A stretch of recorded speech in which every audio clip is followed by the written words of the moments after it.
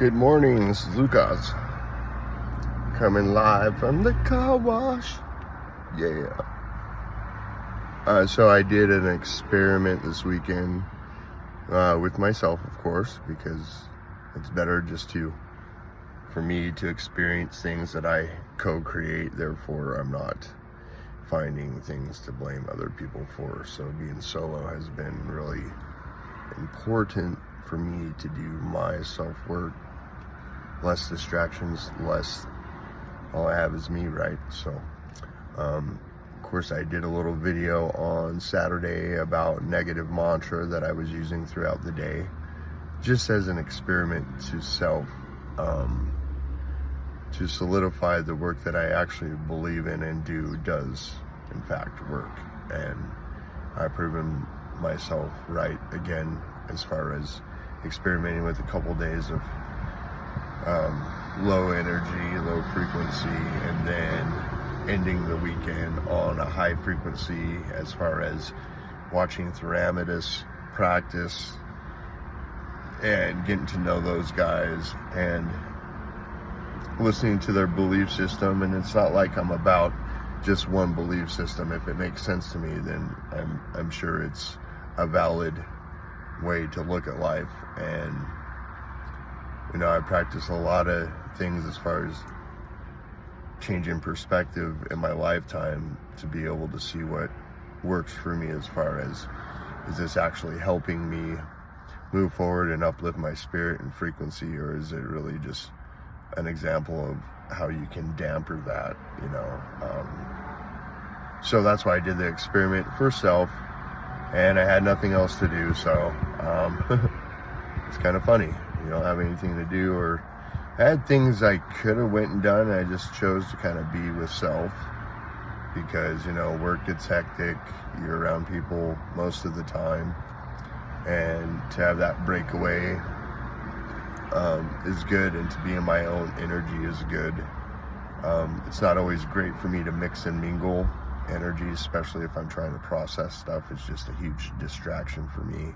And that's probably why it's taken me so long to get to this point of understanding and open-mindedness and continuing to learn what makes our spirit thrive, or my spirit thrive, to be able to share that with people that might be struggling as well. So serving a great purpose. The interview yesterday, I didn't edit it. It was just like one of those videos, and just go with it, and we'll post whatever comes out of whatever we need to hear or share about will come if it needs to. And I feel like we covered a lot of great topics in a short amount of time, to be honest. I mean, straight to the point. And a lot of this is common sense for people of our belief system, I think. And so, but really there's a vast majority of people that just aren't inclined to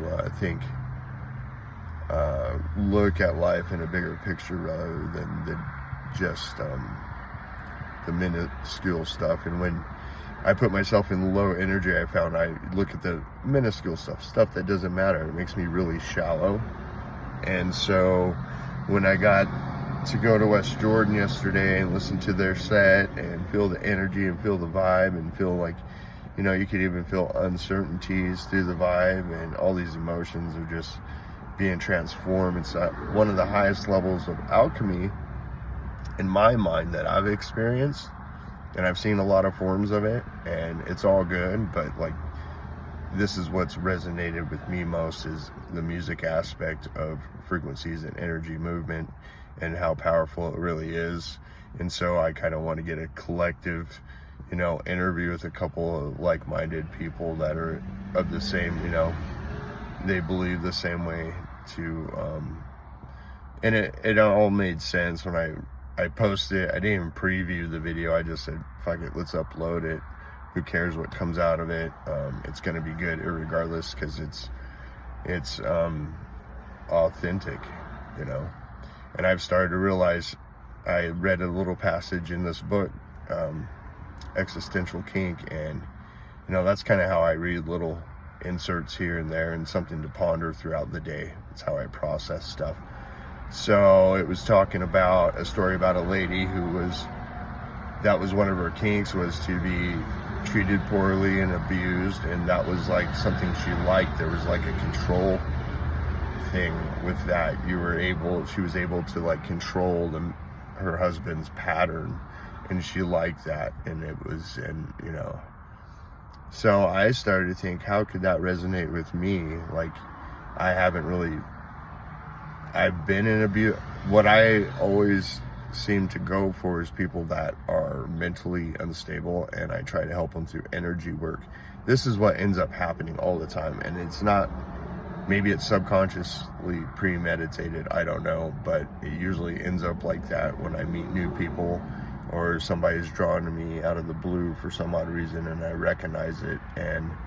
But my problem is I always go too far. I usually end up marrying them or staying with them too long, or just not being appropriate for what I'm here to do, because you got that human side to you too, and I recognize that, and that's a little bit thrilling, could be a little kinky, but it kind of takes away from the purpose that I'm truly here for. And I think that's the biggest challenge as far as people go, is drawing those boundaries with people. How far are you going to go in a relationship or experiment, or like I could just do 7 days of negative mantras, and I could fall off the deep end. So it's about take a couple days and then see what you usually do, use the tools you usually do, and see how you feel after that. It made a huge difference and impact on where my head was going after 2 days of kind of like just downing myself and feeling sorry for myself and getting in that low energy mode. And because I revisit it just to make sure I'm doing something that's actually effective, because effective for me mainly, because all I have is myself. So I'm putting more focus and seeing, instead of trying to match up what's going to work for somebody else, now I'm just concentrating on me. What type of energy work do I need to be doing in order to feel that thriving? It's okay to feel bad. It's okay to feel depressed, as long as you don't dwell in it.